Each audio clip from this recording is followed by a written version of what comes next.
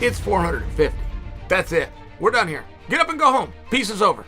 Rickson Gracie beat 450 men. That's it. Rickson. Yeah. Royce will tell you he's 10 times better than him. Yeah. Rickson would do to Royce what Royce would do to other black belts. Step into the world of debate, where skepticism coexists with awe and awe with respect.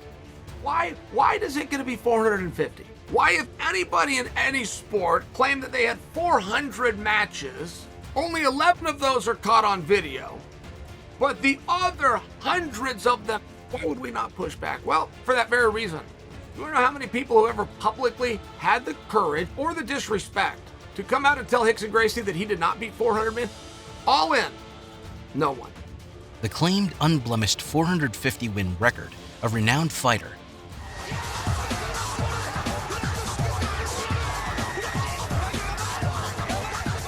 Rickson Gracie seems to be at the heart of this mystery. Known for his submission of formidable opponents of his time, the desperate man rolls around.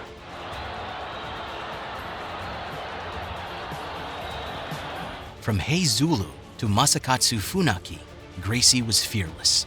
From street fights to tournament, Rickson Gracie counted them all. Still, can such an extraordinary record really hold up under close examination of the nature of how it was achieved? Chapter 1. How it all started.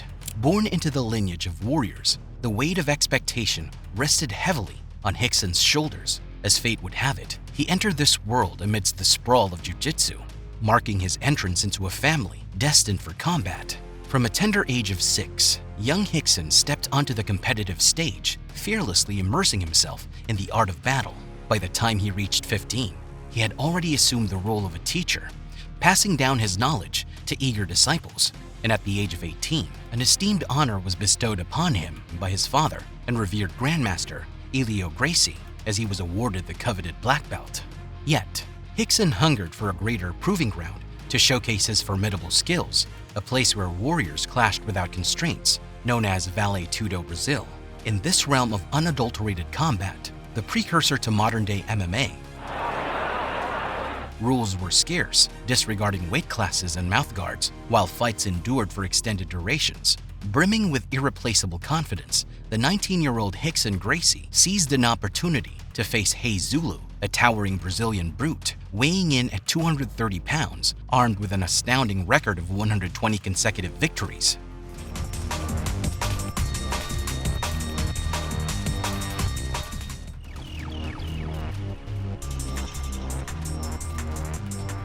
In Brazilia's ring, there was a significant weight difference between Rickson and his opponent, although the specific weights of both fighters were undocumented at the time.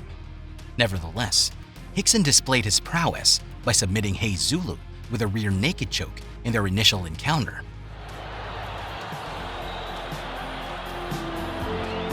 Which set the stage for an eagerly anticipated rematch. 4 years later, Rickson found himself facing off against Rei Zulu once again, this time taking place at the Maracanãzinho, a magnificent venue capable of accommodating up to 40,000 spectators who eagerly packed every seat to witness the showdown.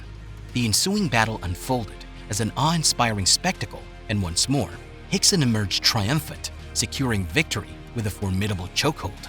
These monumental triumphs not only elevated Rickson Gracie's fame, but also brought great honor to the esteemed Gracie family.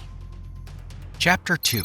Conquering the World. In 1994, a remarkable opportunity presented itself to Rickson. An invitation arrived from Japan, offering him a chance to showcase his family's legacy beyond the borders of Brazil.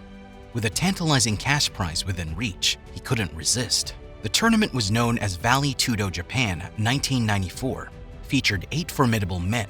Rickson Gracie, driven by his determination, proved to be an overwhelming success, effortlessly submitting all his opponents in a single night. Buoyed by his triumph, Rickson embarked on a career of fighting in the land of the rising sun, Japan. Gracie Jiu Jitsu is based in the opponent's weakness. I'm gonna try work on the openings my opponent give to me. I'm gonna play in something to adapt myself and work on his weakness. Match after match, he displayed his unparalleled skills, dispatching his adversaries with masterful submissions and defeating all of Japan's best fighters.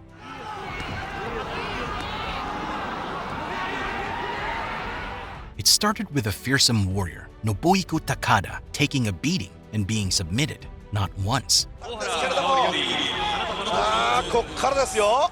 こっからよくこれもうディフェンス取ってるんですよ。しかし、ここで無念のタップ。力で切っちゃったんですね。But twice in the span of a year. This is a much better effort than the first time, but Here he goes. oh, here he goes. He's Going for a heel hook. Fighting his heart out here. Rickson gets the mount again. Oh, he got him again.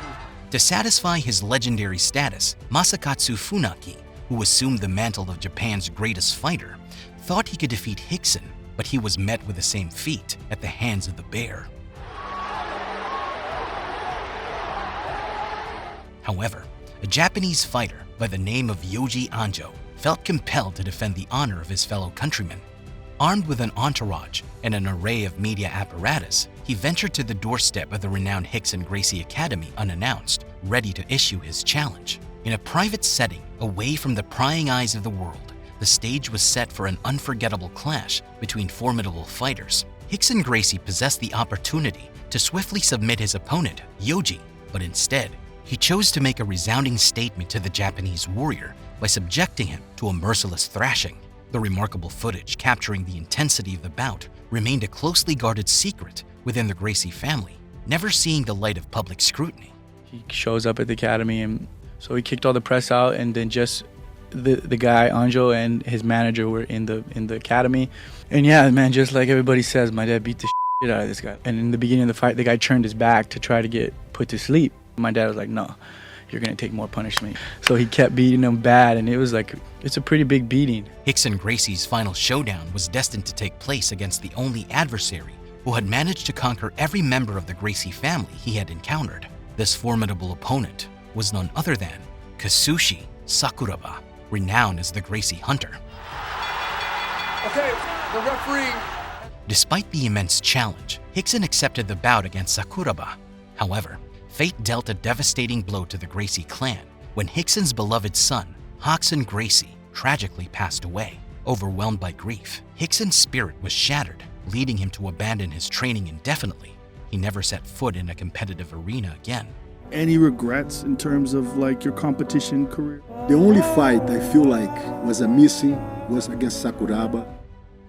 Chapter 3: Secret to Success. In an era shrouded in the mists of undocumented battles, Rickson's 450 undefeated record has come with criticism. In a podcast with MMA Fighting, Rickson has defended his record, saying he fought in fighting tournaments from Brazil to Japan to the United States. From Vale Tudo events in Brazil and Japan, Sambo tournaments in Brazil and the United States, Jiu Jitsu tournaments, and even street fights and seminars where he submitted no less than 20 people per seminar. Rickson isn't taking any fight or opponent for granted. As he said, this will be disrespectful to other legends of old whose fights were not recorded.